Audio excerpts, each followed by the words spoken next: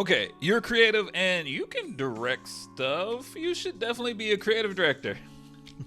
I got some questions on my Instagram and realized that y'all are so curious about my creative career. So in today's video, I'm going to answer all your questions on being a creative director. But first, allow me to introduce myself. My name is Justin Shields and I have over 15 years of experience in communications, marketing, and design.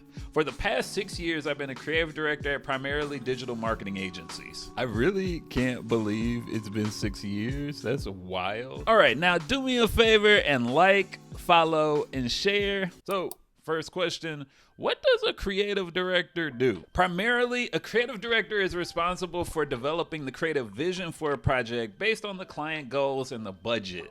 This usually includes pitching concepts and working with the creative team to execute that vision. Now, the thing is, it's a lot more left brain thinking than I think most people imagine. Oh, you a left brain thinker, you like Excel sheets, don't it? So you're managing budgets, you're building timelines, you're sourcing freelancers, and you're managing cross-departmental relationships.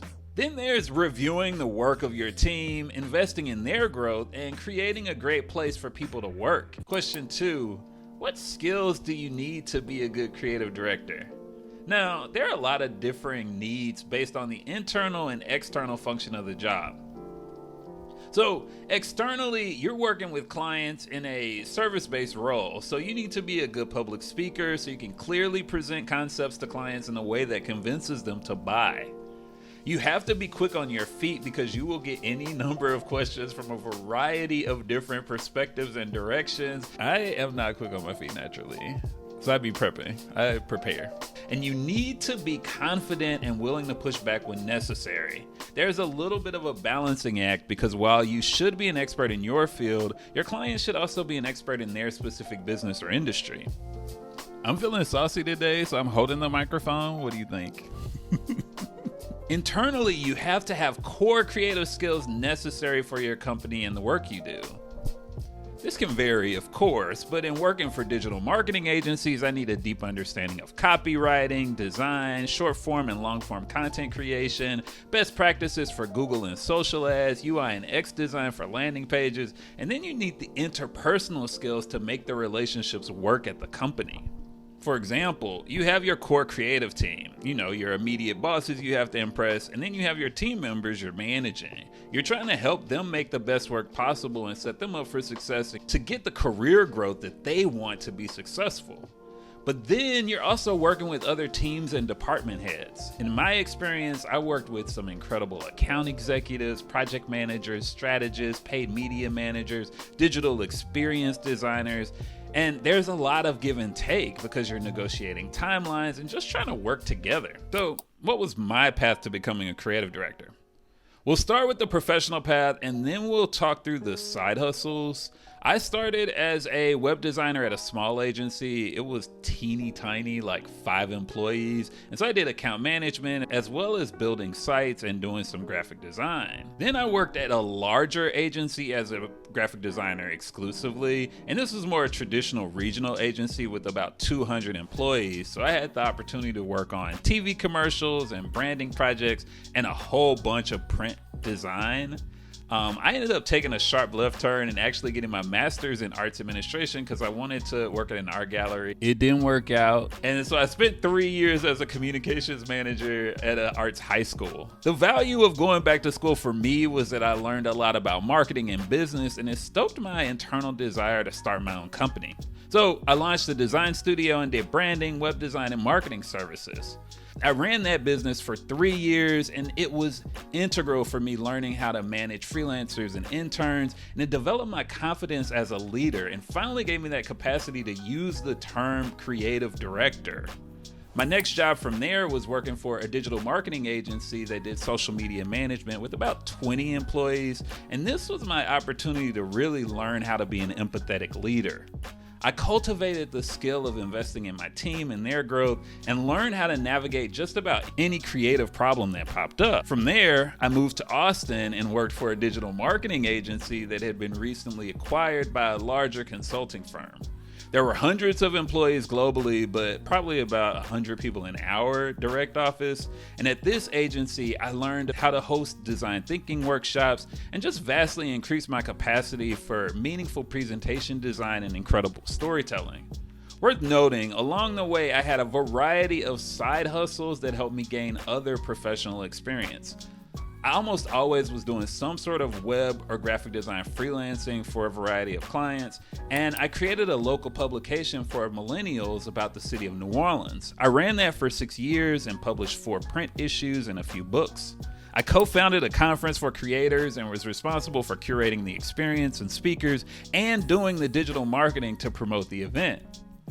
Then I launched a weekly newsletter that I still run today. It's called So Curious, and it's a weekly pep talk and thoughtful recommendations that you absolutely should subscribe to. I'm gonna make a whole video about how side hustles changed my life, but that's the general overview. Ooh, what's my favorite part of being a creative director? Now, honestly, I just love presenting. It's nerve-wracking, but I genuinely just love the process of taking a loose idea and turning it into something meaningful that connects with the hearts and minds of people. That's really what advertising is. That's what digital marketing is. It's great storytelling with a specific goal in mind. What's my least favorite part?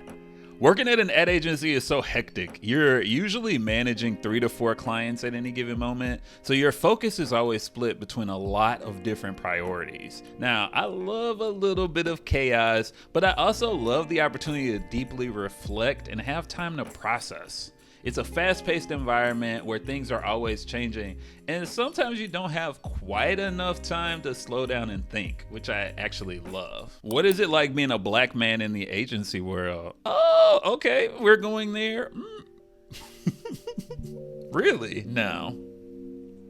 Being a black man in the agency world, it's interesting, to be honest. It has its ups and downs. Generally speaking, most of the large agencies I've worked for have very few black people working in the creative department, which can be challenging. For me, it often showed up in the references that people share. Someone on the team will make a joke about something and I just won't get it because I haven't seen that movie or watched that show. And oftentimes it will feel like I was literally the only person that didn't get the reference, which was super awkward. I actually would make it my mission, though, to connect with the other people of color at the agency and made sure to join any affinity groups and attend the meetings. These were the safe space to chat through the issues and get a second opinion on the subtle and not so subtle microaggressions that will pop up. Because even the most liberal-minded employers, occasionally they'll do something that makes you a little uncomfortable. The other thing that popped up, not super frequently, but sometimes, was dealing with clients that weren't used to seeing someone like me presenting or being in a position of leadership. But I used that pushback as fuel, honestly. I decided to focus a lot of my attention on becoming smarter, faster, and more kind. I also made sure everything I presented was well researched and thoughtful. And it's hard because we live in an imperfect world. It's so hard for people to just get a foot in the door. And I feel like, especially for people of color, it's like you have to be twice as good to get a foot in the door. And then you're continually having to prove yourself. But the thing is, I think with dedicated effort, with a focused intention, you can make an impact in a place. And I liked being a part of it. Okay, so we're dovetailing on this. How do I get my foot in the door?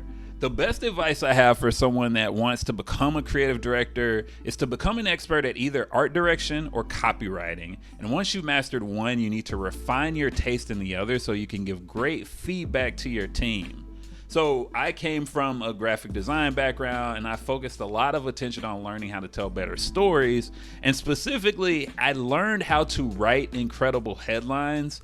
This was a meaningful way to differentiate myself because I could take ideas from my team members and build on them. And this inspired that confidence in my capacity to review their work. Outside of mastering art direction and copywriting, you also have to cultivate other skills. You got to mentor junior employees, you got to take continuing education classes like business and marketing, and you really need to learn how to be a confident speaker. These skills are necessary to grow in your creative career. Now, I'm wondering, are there any questions I missed? What other questions do you have? Leave me a comment and I definitely will answer. Ooh, you know, one thing I hate is people that be saying they're a creative director and they're not really a creative director. They're really an art director. Biggest pet peeve. Sorry, I said it. I said what I said. It's the creativity for me.